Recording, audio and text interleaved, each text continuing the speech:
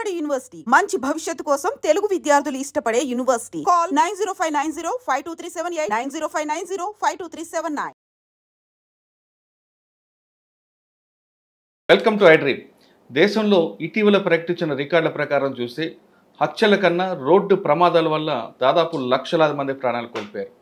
అంతకు రెండిట్లు వాళ్ళందరూ కూడా వికలాంగులై ఉంటారు. అంటే దీనికి ప్రధాన కారణం రకరకాలు కనిపిస్తుంటారు. రోడ్ సేఫ్టీ సరిగ్గా లేకపోవడం, పబ్లిక్ రోడ్డు మీద అవగాహన లేకపోవడం, వాళ్ళ విచ్చలవిడితనం, ట్రాఫిక్ రూల్స్ పాటించకపోవడమే ప్రధాన కారణం అంటూ ఇటీవల చెప్తున్న రికార్డులు చెప్తున్నాయి. అయితే ఇప్పుడు మనం దానికి ఎలా నేర్చుకోవాలి, రోడ్డు మీదకి వచ్చిన వ్యక్తి తిరిగి క్షేమంగా ఇంటికి రావాలంటే ఏం చేయాలి అనే విషయం మనతో మాట్లాడడానికి Madanapalle motor vehicle inspector Shivling గారు ప్రస్తుతం ఉన్నారు. ఆయన అడిగి ప్రతి వ్యక్తి గమ్యస్థానం చేరుకోవాలంటే, క్షేమంగా రావాలంటే ఏం చేయాలి, మనం ఒక్కరమే క్షేమంగా వెళ్ళడం కాదు, అవతల వ్యక్తి కూడా క్షేమంగా రాస్తేనే మనం ఇంటికి వచ్చే పరిస్థితులు కనిపిస్తున్నాయి. దీనికి ప్రధాన కారణం ఏంటి, ఈ సమస్యను ఎలాగ మనం తగ్గించుకోవాలనే విషయాన్ని సార్ అడుగుతాం. సార్ నమస్తే. సార్ శివలింగ్ గారు. సార్ మన ఇటీవల నేషనల్ సెక్యూరిటీ రికార్డ్ ఎన్సీఆర్బీ చూస్తే, నేషనల్ క్రైమ్ రికార్డ్ బ్యూరో వాళ్ళు ఇచ్చిన రికార్డ్ చూస్తే 1,50,000 మంది ప్రాణాలు కోల్పోయారు. అవును సార్. అది ప్రధానంగా రోడ్ల మీద చనిపోతుంది. అవును సార్. కానీ మర్డర్ల వల్ల చనిపోయేది 100లో ఉంటే ఇది లక్షల్లో ఉంటుంది. ఇంకా ప్రాణాలు కోల్పోవడం కాకుండా అక్కడ ప్రమాదాల్లో కాళ్ళు చేయి విరిగిపోయేలా ఉంటారు. వాళ్ళ దానికి 2 రెట్లు ఉంటాయి. అవును సార్. అండ్ ఇంత దారుణ పరిస్థితి ప్రధాన కారణం ఏంటంటే మనలో నిర్లక్ష్యమా, లేదు ట్రాఫిక్ రూల్స్ లేకపోవడమా, లేదా రోడ్డు కరెక్ట్గా లేకపోవడమా, ఏం జరుగుతుంది అనుకుంటున్నారు? అసలు ఏం చేస్తే ఈ సమస్యను పూర్తిగా తగ్గించిపోయినా కనీసం సంఖ్యను లక్షల్లోంచి 100,000 వేలలోంచి 100లో రావాలంటే ప్రభుత్వం ఏం చేయాలి, ప్రజలు ఏం చేయాలి?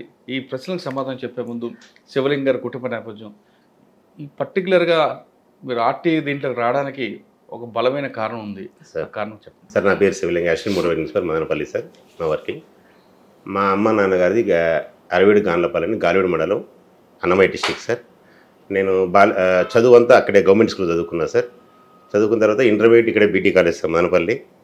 ఇంటర్మీడియట్లో మళ్ళీ డిస్కంటిన్యూ చేసి నేను బెంగళూరు వెళ్ళాను సార్. బెంగళూరులో డిప్లొమా ఇన్ ఆటోమొబైల్ చేశాను సార్.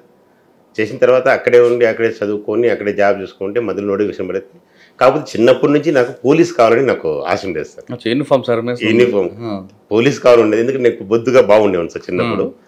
పోలీస్ కావాలని అందరూ అనేవాళ్ళు. నేను పోలీస్ అయితే బాగుండే కొన్ని కారణాలు చూస్తే మన ఫైనాన్షియల్ చూసి నేను ఉండకనే వెళ్ళిపోయాను సార్. బెంగళూరు చదువుకొని అక్కడే బిజినెస్ చేసుకుని నోటిఫికేషన్ చూశాను సార్, నేను క్వాలిఫై జాబ్కి. సో అప్పుడు నా బిజినెస్ చేసాను సార్ బెంగళూరులో, రిలేటెడ్ ఆటోమొబైల్ సార్ చేసేవని. మళ్ళీ అక్కడ చేసిన నోటిఫికేషన్ వచ్చిన తర్వాత మళ్ళీ హైదరాబాద్కి వెళ్ళి కోచింగ్ తీసుకొని అట్ టైం జాబ్ కొట్టాను సార్. ఫస్ట్ నేను మళ్ళీ నా సాధారణ వ్యవసాయ కుటుంబం సార్. నేను మళ్ళీ ఫస్ట్ కర్నూలు పని చేశాను సార్. ఇక్కడ ఈ పోస్ట్లోనే? అవును సార్. ఓకే, కర్నూలు చేశాను సార్. ట్రైనింగ్ ఎక్కడ తీసుకున్నారు మీరు? అప్ప సార్, హైదరాబాద్ సార్. అది మంచి అదృష్టం సార్. అక్కడి నుంచి మళ్ళీ పలమనేరుకి వచ్చాను సార్. పలమనేరులో 4 years పని. First posting Kurnool? Kurnool sir. ఏం నేర్చుకున్నారు కర్నూలులో? ఎవరు మీకు ఆర్టీఏ? అప్పుడు చేసే శివరాం ప్రసాద్ సార్ గారు సార్, మా టీడీసీ గారు ఉండేవారు సార్. ఆయన నా గురువు సార్ యాక్చువల్లీ డిపార్ట్మెంట్లో అన్ని విధాలు సార్. తర్వాత పలమనేరు వచ్చాను సార్. అక్కడ 4 years. మీరు ఫస్ట్ కర్నూలు నేర్చుకుంది ఏంటండి? సాధారణంగా ఆర్టీ అనగానే డబ్బులతో కూడుకున్న పని అని చాలా మందికి ముద్ర ఉంటుంది సార్. లైసెన్స్ కావాలన్నా సార్, లేదా వెహికల్ రిజిస్ట్రేషన్ చేయించుకోవాలన్నా సార్, ఏదైనా డబ్బులు ఉంటేనే పని అవుతుంది, డబ్బుల కోసమే ఈ డిపార్ట్మెంట్కి వస్తారనేది ఒక అపవాదం ఉంది. అది వాస్తవం అంటారా? లేదు సార్, అది ఒకప్పుడు ఉండేదేమో నాకు తెలియదు, కానీ ఇప్పుడు లేదు. అంతా ఆన్లైన్ అవ్వడం వల్ల మ్యాక్సిమం సర్వీస్ అన్ని ఆన్లైన్ అయిపోయినాయి సార్. పబ్లిక్ అనేది మా ఆఫీస్కి రావాల్సిన పని లేదు సార్. చాలా సర్వీసులకి ఇప్పుడు రావాల్సిన ఓన్లీ 3 సర్వీసులు సార్. ఎల్ఎల్ఆర్, డిఎల్, ఎఫ్సి, ఆ 3 మిగతావన్నీ ఆన్లైన్ సార్. కానీ ఎందుకంటే మీ ఆర్టీఓ ఆఫీస్ చుట్టూ ఎక్కువ మంది బ్రోకర్స్ ఉంటారు, వాళ్ళు టచ్ చేస్తే కానీ వాళ్ళ ద్వారా వస్తే కానీ పని తొందరగా? ఇప్పుడు లేదు సార్, ఇప్పుడు లేదు సార్. కానీ వాళ్ళకి కనబడుతుంటారు. ఇప్పుడు లేదు సార్. కాకపోతే సార్ అప్లికేషన్ ఫిల్అప్ దానికి కొద్దిమంది డ్రైవింగ్ స్కూల్లో ఉన్నారు సార్. ట్రైనింగ్ ఇవ్వడానికి డ్రైవింగ్ స్కూల్స్ ఉన్నారు సార్. అదే డ్రైవింగ్ స్కూల్కి జాయిన్ అయ్యాను అనుకోండి సార్. డ్రైవింగ్ స్కూల్లో వాళ్ళు ముందే ప్యాకేజ్ చెప్తాడు, డ్రైవింగ్ 45 days లేపుతా విత్ లైసెన్స్ ఇస్తాం 5,000 ఇమ్మంటాడు. అదే నేను గవర్నమెంట్ ఆఫీస్కి, మీ ఆఫీస్కి వచ్చి నేను అప్లై చేస్తే కొంచెం టైం పడుతుంది, ఆయన ద్వారా వస్తే మాత్రం నాకు అలా ఏం లేదు sir. Even I'm also doing, అలా ఏం లేదు సార్. లేదు సార్. తర్వాత లేదు సార్. కర్నూలులో మీ డ్యూటీ ఏముంటుందండి సార్? రిజిస్ట్రేషన్ లేదని హైవే మీద రిజిస్ట్రేషన్స్ ఉంటాయి సార్. ఎఫ్సీలు చూడాలి sir, DL sir, LLR test పెట్టాలి సార్. తర్వాత ఎన్ఫోర్స్మెంట్ ఉంటుంది సార్. ఎన్ఫోర్స్మెంట్ అంటే checking sir, vehicle checking sir. Overload జరుగుతున్నాయా, వితౌట్ సీట్ బెల్టా, వితౌట్ హెల్మెటా, రోడ్ అవేర్నెస్ అట్లా చెకింగ్ ఉంటుంది సార్. కానీ మీరు ఎన్ఫోర్స్మెంట్ హైవే మీద మన బోర్డర్ చెక్ పోస్ట్ ఉంటాయి, లేదా మీరు అన్నట్లుగా ఆర్టీఏ చెక్ పోస్ట్ ఉంటుంది. అవును సార్. హెవీ వెహికల్స్ వస్తాయి, అవును సార్. వాళ్ళ పేపర్లు చెక్ చేయడం మీ డ్యూటీ. అవును సార్. ఓకే, ఆ పేపర్లో మధ్యన ఒక నోటు పెట్టి తీస్తే కానీ తీసుకోరంటారు. అది లేదు సార్, అది అబద్ధం సార్. అబద్ధం సార్, అది అబద్ధం సార్. అది ఒక సినిమాలో చూపించింది ఇది సార్. కాదు సార్, సినిమాలో కాదు, నేను చూసా చెక్ పోస్టుల దగ్గర. లేదు సార్, నేను చేయలేదు సార్. ఇంటిగ్రేట్ చెక్ పోస్ట్ దగ్గర ఖచ్చితంగా డబ్బులు ఇస్తా కానీ. ఇంటిగ్రేట్ చెక్ పోస్ట్ అంటే 4-5 చెక్ పోస్టులు ఉంటాయి సార్. అందులో మీది కూడా ఒకటి. అవును సార్.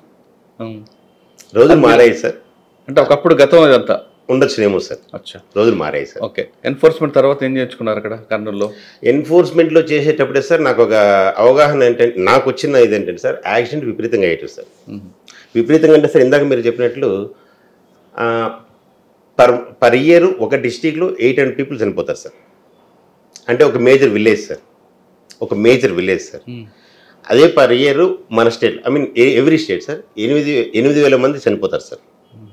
ఈ యావరేజ్గా తీసుకుంటే పర్ ఇయర్ 1,75,000 మంది సరాసరి చెప్తారు సార్. 1 ఇయర్ హెచ్చు తగ్గులు అవ్వచ్చు, దేశవ్యాప్తంగా చనిపోతారు సార్. సరాసరిగా 4 లక్షల మంది అవయవాలు పోగొట్టుకుంటారు sir. Partially disable, permanent disable అవుతారు సార్. ఇది నేను చూశాను సార్. ఎక్కడ లోటుపాట్లు ఉన్నాయి, ఎందుకు యాక్సిడెంట్స్ ఎక్కువ జరుగుతున్నాయంటే అప్పటి నుంచి రోడ్ సేఫ్టీ మీటింగ్లు పెట్టడం, అవేర్నెస్ తీసుకురావడం అని నాకు ఇంట్రెస్ట్గా వచ్చింది సార్. అంటే ఇందులో మీ డిపార్ట్మెంట్ కాకుండా డ్రైవర్ వైపు నుంచి కూడా చాలా మిస్టేక్స్ ఉంటాయి కదా సార్. యాక్సిడెంట్స్ సార్ ఇప్పుడున్న ప్రస్తుత కాలానికి మ్యాక్సిమం 85 అబోవ్ సార్ మానవ తప్పిదనాలు సార్. అనాలిసిస్ చెప్తుంది, గణాంకాలు చెప్తుంది అదే సార్. సార్, కర్నూలు నుండి మీ కర్నూలులో బాగా గుర్తుండిపోయిన సంఘటన ఉందా రోడ్ యాక్సిడెంట్స్లో? ఎవరైనా ఒక కేస్ స్టడీ కానీ?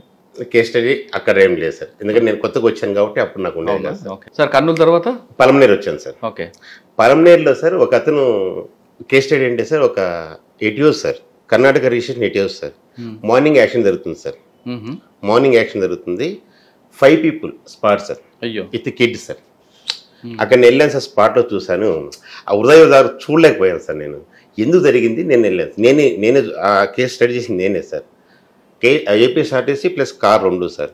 ఏపీఎస్ఆర్టీసీ లెఫ్ట్లో ఉన్నాడు, ప్యూర్ లెఫ్ట్లో ఉన్నాడు సార్. వెళ్ళిపోయాడు సార్, తను ఎక్స్ట్రీమ్ లెఫ్ట్కి వెళ్ళాడు. కారే వచ్చి కొట్టింది సార్. నేను చూస్తే, నేను అక్కడ ఉన్న వాళ్ళ బంధువులను అడిగితే నైట్ అంతా పెళ్ళిలో ఉన్నాడు సార్. పెళ్ళిలో ఉండి నిద్ర లేమి వల్ల మార్నింగ్ 6 o'clockకి వచ్చి ఆర్టీసీ బస్సు కొట్టాడు సార్. టోటల్ ఫ్యామిలీస్ ఇదేంటి సార్. అది మాత్రం నేను పలమనేరులో పని చేసినప్పుడు నేను తట్టుకోలేని చూసిన ఇన్సిడెంట్ అదే సార్. అప్పటి నుంచి రోడ్ సేఫ్టీకి అవగాహన కల్పించాలి నా ఇది మోటో వచ్చింది సార్. ఆ కేసులో నిద్ర లేకపోవడం వల్ల చనిపోయింది కదా.